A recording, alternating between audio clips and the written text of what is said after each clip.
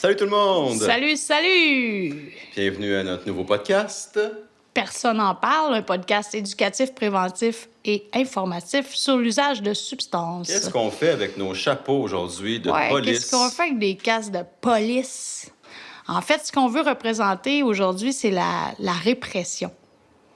On va parler aujourd'hui des opioïdes, qui est un gros sujet, qui est très sensible, qui est devenu même très politique. C'est sûr qu'on n'aura pas le temps de tout vous dire. On n'aura peut-être pas le temps de parler de tous les détails parce qu'on parle de la crise des opioïdes, les surdoses. Mais le principal message qu'on veut passer aujourd'hui, c'est pas d'ordre théorique, c'est très pratico-pratique. C'est que moi, comme médecin en dépendance, puis même pour avoir des amis ou des contacts là, qui consomment des opioïdes, je suis écœurée, je suis tannée, je suis à bout de voir des gens se faire arrêter pour une possession simple d'opioïdes ou d'autres substances. Mais pourquoi on parle d'opioïdes? Parce que l'héroïne, qui est le grand classique avec l'opium, donc l'héroïne, c'est une des substances pour laquelle il y a les plus grandes sentences de prison pour les trafiquants. Depuis des années, ça fait des années que c'est comme ça. C'est pas comme ça pour la méthamphétamine puis de la cocaïne, ça fait pas si longtemps que ça non plus. Donc, on criminalise la substance. Oui, je comprends, le trafic et tout ça. Mais je te donne un exemple. Toi, tu as 22 ans, tu as un problème d'héroïne. Tu fais 2 points d'héroïne par jour. On va expliquer c'est quoi des points tantôt. Et là, tu t'en vas faire l'achat d'une dose d'héroïne, 20 ou 30 $ avec le dealer dans son auto. Puis tout à coup, bang, la police arrive, il entoure le char, il vous arrête tous les deux, il vous cloue au sol avec des menottes et vous êtes tous les deux accusés. L'un est accusé de trafic, l'autre est accusé de possession simple. Tu es étudiant, tu as un travail d'étudiant, tu aimes voyager, tu veux te trouver un appart. Et là, ça vient de te fucker ta vie, hein? Tu dois passer à la cour devant un juge pour essayer de dire que tu n'es pas coupable d'être un toxicomane. Tu n'es pas coupable, c'est pas criminel de consommer des drogues. C'est criminel d'en posséder. Mais même une petite quantité. Bien, moi, je pense que ça, des lois comme ça, là, ça contribue au nombre de surdoses, puis ça contribue au nombre de décès, puis ça contribue à la crise. Donc, est-ce qu'on devrait légaliser? Peut-être qu'on n'est pas rendu là. Hein? Est-ce qu'on est prêt à légaliser toutes les drogues? Quand on regarde comment ça se passe avec le cannabis, c'est pas un succès. Mais dans le cas des opioïdes, ça serait très facile, il me semble, de légaliser parce que la substance, elle est déjà vendue de façon pharmacologique et légale. Tu parles de la morphine. Oui, mais Moi, c'est je ça. parle de l'héroïne, moi. Oui, mais il me semble qu'on ne fournirait pas de l'héroïne. Oui. On fournirait de la morphine, non? Il y a des cliniques. À Vancouver, il y a une clinique d'héroïne. Puis il y a déjà eu des études. Il y a eu une étude à Montréal. D'ailleurs, Montréal a participé. Ça s'appelait Naomi. C'est quand moi, j'ai commencé à pratiquer 2005-2006, où on fournissait de l'héroïne pure à des héroïnomanes qui venaient s'injecter 2 fois par jour devant La leur site provenait d'où, d'injection. l'héroïne? Ah ben là, je sais pas c'est quoi les sources d'approvisionnement, En mais il y avait de légalisant. l'héroïne qui était fournie. C'est ça. Et les gens qui venaient s'injecter à tous les jours ont performé ou ont fonctionné aussi bien que ceux qui recevaient du dilodide. C'était à double insu, donc les gens ne savaient pas si c'était du dilo ou de l'héro. Puis il y en a qui recevaient de la méthadone. Et on a comparé tout ce beau monde-là, et l'héroïne, en passant, c'est pas toxique. Hein? Les opioïdes sont pas toxiques. C'est sûr que ça a des effets secondaires, mais ça n'attaque pas le foie ou les poumons comme d'autres substances dont on a déjà parlé. Le problème avec les opioïdes, c'est pas tant que t'en as, c'est quand t'en manques. C'est ça. Fait que moi, j'enlève ce chapeau-là parce que Ouais, ça me va pas bien du parce tout. qu'en fait, nous, on aimerait bien que ce soit décriminalisé, Non, mais qu'on arrête. qu'on arrête Que de les considérer ça comme un consommateurs- crime. C'est parce que les gens. C'est parce que la criminalisation d'une substance, quelle qu'elle soit, puis c'est encore plus vrai dans le cas des opioïdes, c'est que ça va entraîner des comportements à risque. Tout à fait. Se cacher, ne pas dire ce qu'on consomme. Consommer seul, Consommer seul. faire des transactions dans des lieux douteux. C'est ça. Ou Acheter à quelqu'un. être en contact avec un vendeur qui vend de l'héro, mais qui vend aussi de la coke, puis du speed, puis du en tout C'est cas, ça. d'autres Fait que bon, choses. Donc, qu'est-ce que une fois c'est qu'on met ça de côté- comment tu définirais ça, les opioïdes, en fait? Non, j'ai envie de te relancer la question, moi, parce que les opioïdes, c'est pas une drogue que je connais beaucoup.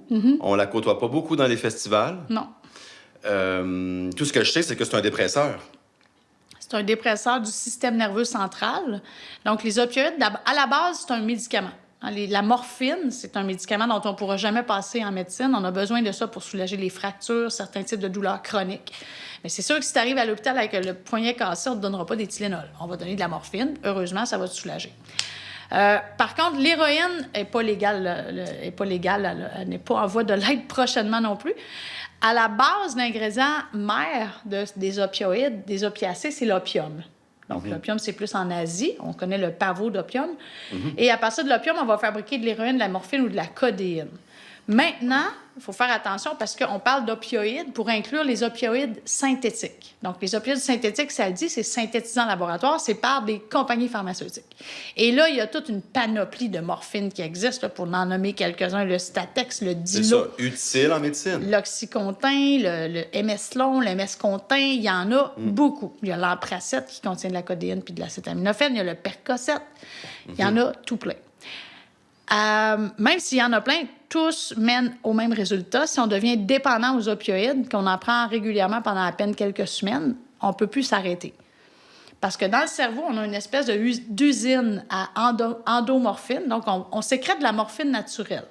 Si tu te cognes le pied sur le bord d'un meuble, ça fait vraiment mal sur le coup, ouch, hein, ça fait vraiment mal, mais ça s'en va toujours en diminuant. Ça, c'est parce que ton cerveau sécrète des endorphines, te soulage naturellement. D'accord. Quand on respire, on ne sent pas tous les petits cils dans nos branches, ça fait pas mal. Hein? Quand on digère, on ne sent pas toute la bouffe. Mais tout ça, c'est une question d'endorphine naturelle qui régule pour pas qu'on aille mal. Parce que si on n'avait pas ça dans notre corps, On aurait digérer, mal. ça nous ferait mal. Ben, ça pourrait nous faire mal, mais c'est des endorphines naturelles. OK? On ne sent pas toute notre digestion. Il y a d'autres facteurs qui entrent en ligne de compte. Mais tout ça pour te dire, Dan, que si toi, tu commences à te donner de l'héroïne ou de la morphine de l'extérieur, ben ton cerveau, à un moment donné, va devenir lâche et va arrêter de sécréter des endorphines. Les endorphines sont responsables de la douleur, soulager la douleur. Donc, si tu manques d'héroïne ou de morphine, tu vas avoir mal. Un sevrage d'opioïdes, ça fait mal. Mal au cœur, mal aux os, mal aux muscles, mal au ventre. Ça fait couler du nez, ça fait couler des yeux. C'est pas chic, un sevrage d'opioïdes. Là, je sais pas si tu te rappelles le film Trainspotting. Ah oui. Ferrovipat, hein, quand l'acteur principal, Edward McGregor, s'en va s'enfermer dans une chambre, il cloue la porte pour être sûr de ne pas se Ça, sauver c'est de des là. choses que tes patients te racontent quasiment? Est-ce que c'est vraiment réaliste, ce qu'on a vu dans ce oui, film-là? c'est réaliste. Moi, Ouais. je me rappelle la première fois de ma vie que j'ai vu une personne en sevrage d'opioïdes. J'étais stagiaire à Saint-François-d'Assise à Limoilou, puis le patron me dit « Va examiner le jeune homme qui est sur la civière là-bas, va voir c'est quoi qu'il y a. » Puis moi, je m'approche, puis le jeune homme était était plié en 4 dans sa civière, puis il se tordait de douleur, puis il voulait pas que je touche, puis... Ben moi, je reviens voir le patron, je suis toute fière, je dis « C'est un appendicite. Je suis sûre que c'est un appendicite, il a tellement mal au ventre. » Fait que le patron, il m'avait joué un tour à quelque part. Il me dit « Non. » Il dit « Viens avec moi. » Il donne une dose de morphine au patient. Instantanément soulagé. C'était un sevrage d'héroïne. Parce que ça cause une dépendance physique. Et il était tellement souffrant, le jeune homme, là, que moi, je pensais qu'il avait un appendicite, tellement qu'il avait mal au ventre. Fait que c'est impressionnant, un sevrage d'opioïdes. C'est difficile à tolérer, puis on dit que c'est pour ça qu'il y a des traitements.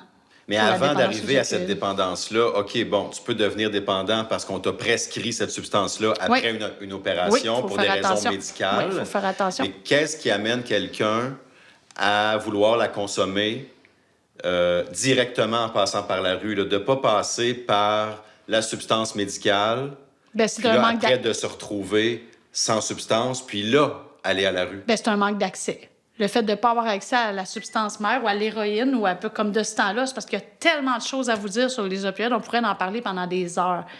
Non, mais je veux dire, qu'est-ce que ça fait? Pourquoi on consomme ça? À part quand on a un manque d'héroïne, j'imagine que... C'est la douleur. C'est la douleur, mais pour la première fois, quand on consomme pour la première fois, qu'est-ce que ça fait comme effet? Ah, mon Dieu, est-ce que tu connais l'expression « les bras de Morphée » ? Être dans les bras de Morphée. Morphée, le mot morphine vient de Morphée, la déesse du sommeil. Quand on est sur le point de s'endormir, on est comme tout moelleux, dans des bras moelleux. On ne ressent pas le mal, on est gelé physiquement, mentalement. Le temps n'existe plus, on est bien. Les bébés, des fois, ils sourient avant de s'endormir parce qu'ils sont bien, c'est parce qu'ils sont bourrés d'endorphines. Donc, c'est comme un confort immédiat. Ça remplace l'amour, ça remplace les relations. Donc, les gens qui font des opioïdes, souvent, ne consomment pas nécessairement en gang. Et donc, c'est une espèce de réconfort, une espèce de gros câlin. Je ne veux pas rendre ça trop intéressant pour personne, là. Mais en même temps, il faut comprendre que les gens qui sont tombés là-dedans ne sont pas fous. Là. Mais non. C'est parce que ça fait vraiment du bien. C'est une forme d'automédication. Forme d'automédication mentale et physique. De problématiques physiques ou mentales qu'une personne peut vivre. La moitié des opiomanes, on estime, la moitié des opiomanes qui prennent la méthadone, par exemple, souffrent de douleurs chroniques. Donc, c'est pas pour rien que les opioïdes sont dans le décor. Fait que ça peut être pour soulager une douleur morale ou une douleur physique. Faites attention si vous avez une chirurgie douloureuse à l'épaule, par exemple, vous faites prescrire du Dilaudid après. Essayez vraiment d'en prendre juste quand vous avez mal et non avant d'avoir mal, parce que vous allez en prendre tout le temps, puis c'est là que vous risquez de développer peut-être une dépendance, puis ça peut s'installer assez rapidement, là, quelques semaines à peine. OK. Fait que d'où la crise des opioïdes, surtout comme on a vu aux États-Unis, les gens se font prescrire quelques semaines, le temps que les symptômes de douleur disparaissent. Puis une fois que c'est terminé, la prescription est finie. Mais le sevrage est installé. Le sevrage est installé. Et là, c'est là qu'on cherche à trouver une substance. Puis c'est là qu'on accentue le danger. Que les gens peuvent se tourner vers le marché noir. Avec des substances qui peuvent être contaminées. Oui. Puis en ce moment, la grande bête des opioïdes, c'est le fentanyl. On parle de la crise des opioïdes qui aurait débuté... Bon, on a commencé à en parler en 2016, mais honnêtement, à partir de 2010, là, c'était écrit dans le ciel que cette crise-là allait arriver. Les prescriptions d'Oxycontin puis de longue action ont explosé à partir de 2010. Et à partir de 2016, on a vu apparaître le fentanyl illicite beaucoup. Il y a le fentanyl en patch, mais le fentanyl illicite qui a été importé de Chine au départ. C'est là qu'on a vu l'héroïne commencer à être coupée avec du fentanyl. Qui rappelle un peu les forces par rapport à la morphine. Comment on situe le fentanyl? Le fentanyl serait 50 à 100 fois plus puissant que la morphine et 40 fois plus puissant que l'héroïne. Et il y a pire que ça. Il y a le carfentanyl, pour lequel on a reçu une alerte encore hier. Il y a du carfentanyl qui circule à Montréal en ce moment. Le carfentanyl est à peu près 1000 fois plus puissant. Et c'est un anesthésique pour éléphants. Donc, si on s'attend à consommer du fentanyl ou de la morphine, qu'on tombe là-dessus... C'est fini. C'est fini. Et il y en a un autre aussi qui est arrivé qui est 5 fois plus puissant que le fentanyl, qui a un drôle de nom, c'est l'isotonitazène. Donc, sur le marché noir, on appelle ça des fois des Tonies. Et c'est un peu pervers, qu'est-ce qui s'est passé là, dans la dernière année, c'est que les trafiquants qui ont fabriqué des faux comprimés de Dilaudid, 8 mg, que les gens achètent souvent comme équivalent d'une dose d'héroïne, ou de l'Oxycontin 80 mg, et ça contenait en fait de l'isotonitazène. Ça s'est passé dans la dernière année, qui est beaucoup plus puissant, même 5 fois plus que le fentanyl. Donc, je vous dis, là, être opiomane en 2021, là... Est-ce que l'analyse de substance existe? pour les opiomans? Pour le fentanyl, oui. On peut détecter le fentanyl. Oui. Est-ce que ça détecte le carfentanyl? Pas Puis nécessairement.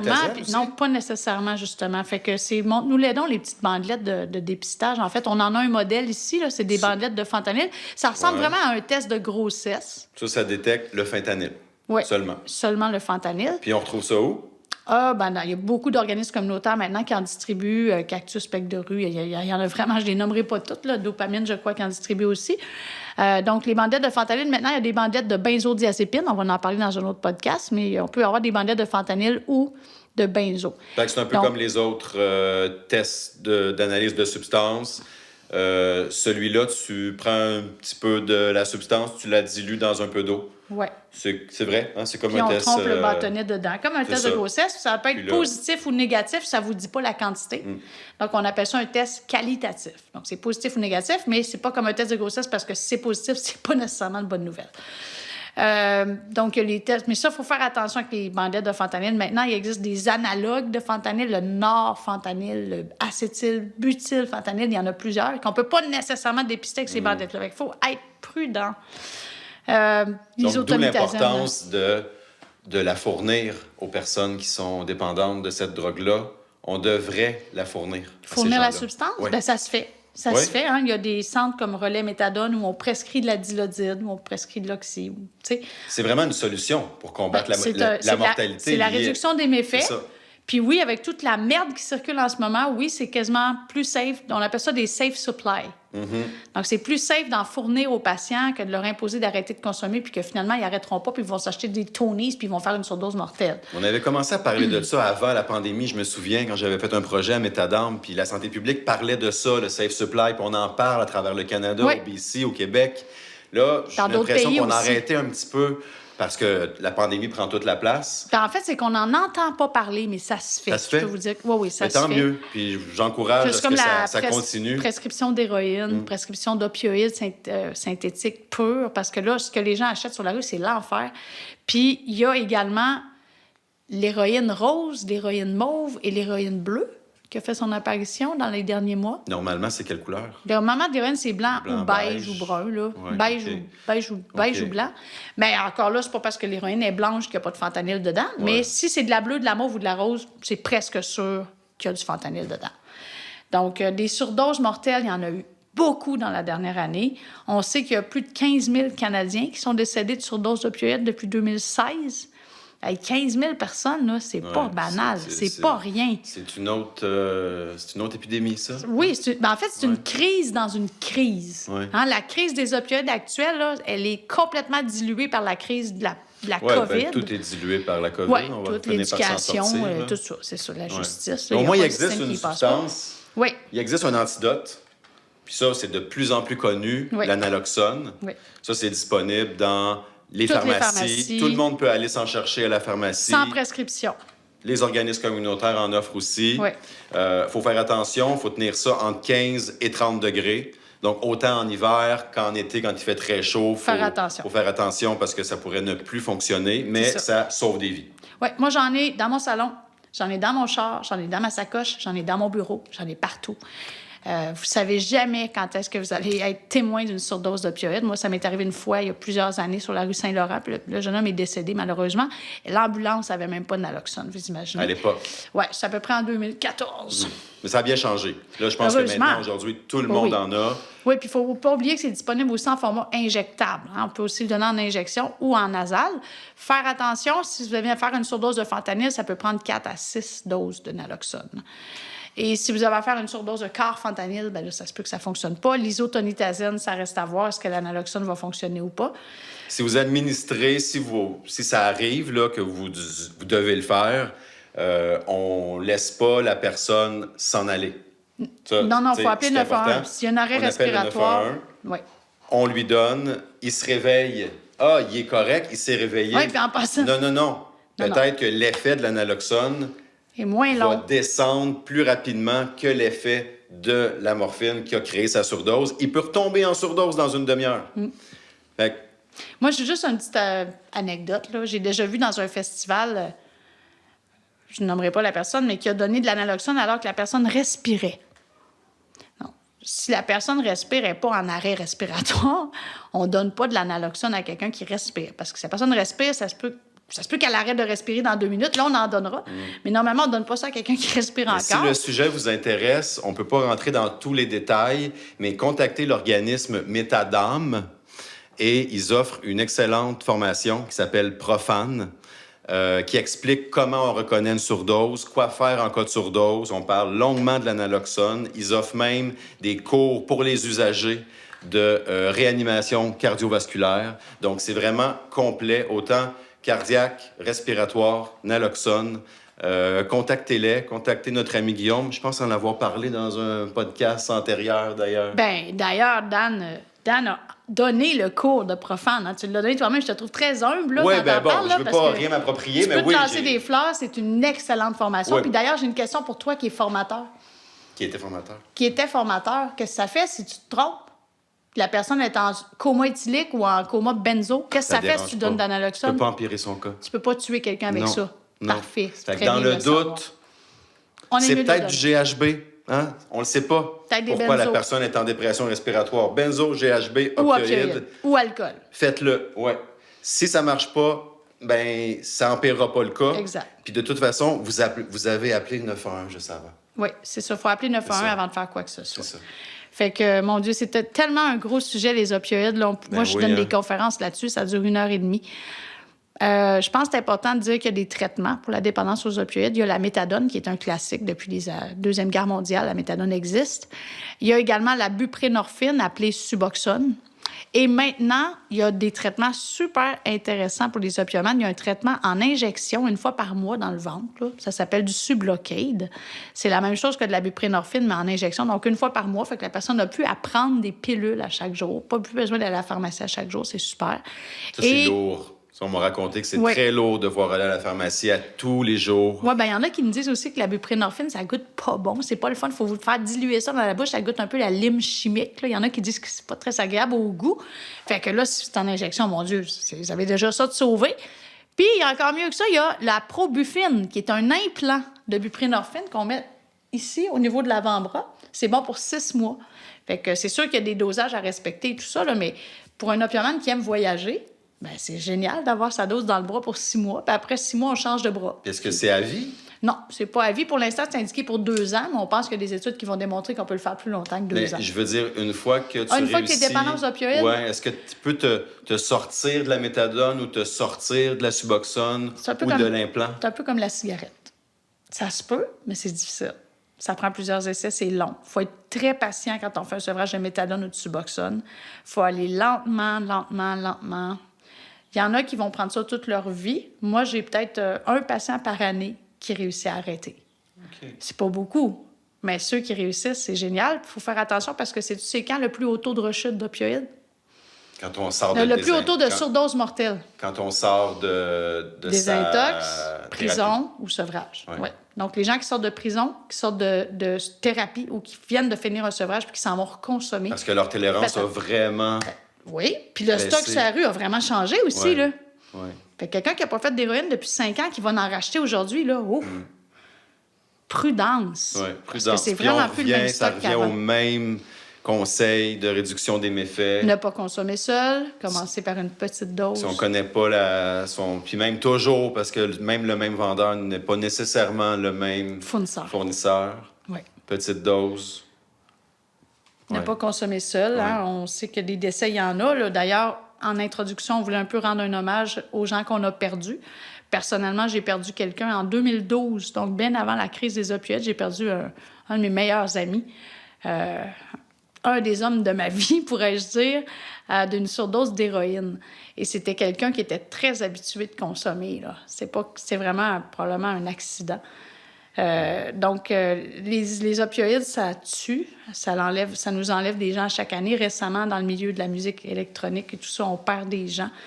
Rappelez-vous qu'au mois de juillet de l'année passée, 2020, il y a eu 23 décès reliés aux opioïdes à Montréal seulement. C'était un record. Donc, c'est presque une personne par jour qui est partie à cause des opioïdes.